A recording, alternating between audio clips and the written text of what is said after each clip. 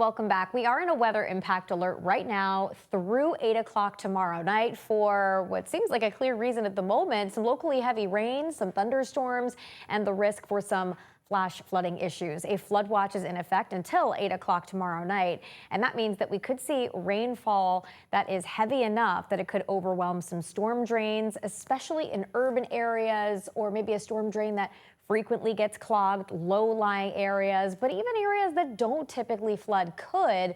A lot of the state will end up with 2 to 4 inches of rain, but if that falls over a relatively short period of time, again, that can cause more issues.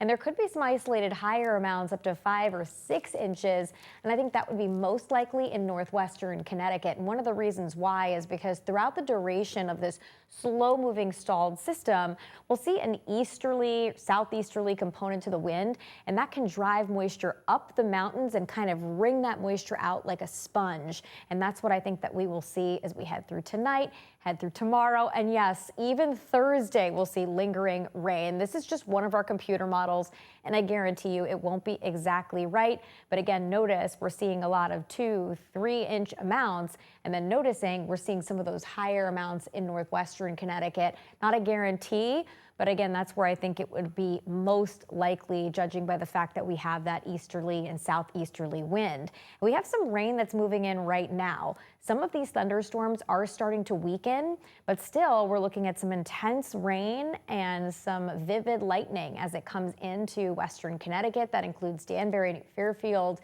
Kent, New Milford, Warren. Cornwall's already seeing some of that rain right now. And even though you might think that's just going to continue to work east, it's really moving more northeast. So Warren, Cornwall, Norfolk definitely getting some of that rain, but it may fall apart at least this initial batch before it makes it into areas like Torrington. We've already seen some heavy rainfall totals. This is from an earlier batch that came through. Some towns ended up picking up 2, 3, 4 inches of rain just within a batch that came through earlier today. So it gives you an idea of what we could see.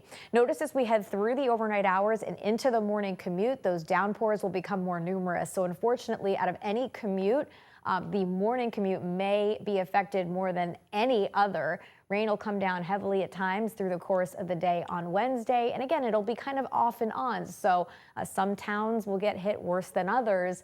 But unfortunately, it looks like those showers will linger right through the day on Thursday. Again, off and on, although I think the threat for flash flooding will be over by Thursday. There could be an isolated afternoon shower on Friday or Saturday, but most of those days look dry, and then we get more rain as we head towards this time next week, guys.